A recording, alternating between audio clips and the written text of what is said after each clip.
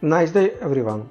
Today we return to Prague and take a closer look at the popular destination Vyšehrad, in English Upper Castle. It's a historical fort in Prague, just about 2 miles from the southeast of Prague Castle. Vyšehrad is located on the right bank of the Vltava river and is an ancient fortified place that offers beautiful views on the doorstep and the near and far surroundings of the city of Prague. On our walk, we will walk along the walls that surround this place and enjoy views of the Vltava river and the city. The Vyšehrad walls can be walked almost all the way around, so we can enjoy wonderful panoramic views of Prague. On our walk, we will look at the flow of the river in the direction of Podolí along the Vltava river. We will see as far as the Cukrak transmitter. On the other hand, the Vltava takes us all the way to Prague Castle. The view from the other side of the Vyšehrad complex is dominated by the Nusel Bridge over the Nusel valleys. We will also see the baroque walls of Karlov, Prague district, Vinohrady, Vršovice Petřín, Strahov, Malá Strana, many churches and basilicas, and of course Prague Castle. We will walk around the castle, chapel from 12th century. Next we will walk through the Vyšehrad cemetery and reach the Basilica Saints Paul and Peter. We will also take a look at the Basilica and continue through the park to other viewpoints offered by the Parkan road of the Vyšehrad walls. Vyšehrad was founded in the 10th century. The history of Vyšehrad is closely connected with the development of the cities of Prague and the history of the Czech nation. The massive rock, looming high above the Vltava river, has attracted settlement since the earliest times and has become the subject of many legends. However, we have the first reliable documents about the existence of the Vyšehrad castle from the middle of the 10th century, when the denarial of the Prince Boleslav II were minted here. Since then, Vyšehrad has changed its function. It was a royal castle for a short time, even a royal residence. It became a city and later a baroque fortress, the form of which it has retained to this day. At the end of the 19th century, it acquired the role of the national symbol and the burial place of Czech Greats. As for the history of Vyšehrad, there are many legends from the beginning of Czech history. The actual origin of the princely castle is dated to the second half of 10th century. At the end of the 11th century, the first Czech king Vratislav I resided here. The medieval settlement of the Vyšehrad dates back to the end of the 10th century. Even then, it was an important stronghold of the Czech princes with a maid, which Vratislav rebuilt into the main royal residence in 1070, and established a chapter house with a church on a royal necropolis. Vyšehrad is about a century younger than Prague Castle. The exact progress of the fortifications from this time cannot be determined due to the degree of later terrain changes. The area of the hill fort is estimated at 9 to 10 hectares. Originally supposed to be here a castle, known as Chrasten, which is known today as Vyšehrad, Upper Castle, but the castle was completely destroyed. In writing, the existence of Vyšehrad is attested for the first time by a description on the riverside of denar coins from the end of the reign of Boleslav II. Prince Vratislav II, later the first Czech king, who had a serious disagreement with his younger brother, the Prague bishop Jaromír, moved away from his proximity from Prague Castle around 1070. He chose Vyšehrad as his new seat, and in order to balance the bishop's influence also on the ecclesiastical side, he founded the Church of St. Peter and Paul in Vyšehrad, to which he established a congregation of priests, a chapter. The new richly endowed chapter had 66 villages and was to enjoy an exception. It was to be exempted from episcopal jurisdiction and subordinated directly to the Roman Pope. The exception, the only one of its kind in the Czech lands, was confirmed by Pope Lucius II in 1144. The royal palace stood somewhere in the southwestern part of the castle, approximately above the Vyšehrad rock.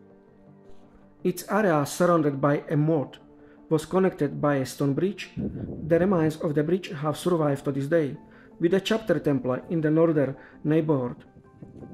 Next to the mentioned Basilica of St. Peter and Paul, there were also several other churches in Vyšehrad, at least by name the existence of the Church of St. Clement. On Vyšehrad still is alive another church of St. Lawrence, was also built at this time of 11th centuries, and was built with a remarkable tiled floor. Also on this site still standing a chapel of St. Martin, at the main gate in the eastern forecourt. Near Vyšehrad was also a wealthy merchant settlement. Vyšehrad was also an important cultural center. For the coronation of Vratislav II around 1085, the king produced a richly decorated evangelist, known today as the Vyšehrad Codex, one of the most valuable works of Roman book painting in Europe. In fact, Vyšehrad became part of Prague under Charles IV, who rebuilt and connected it to the fortifications of the newly founded new town. In 1420, the castle was burned down by the Hussites.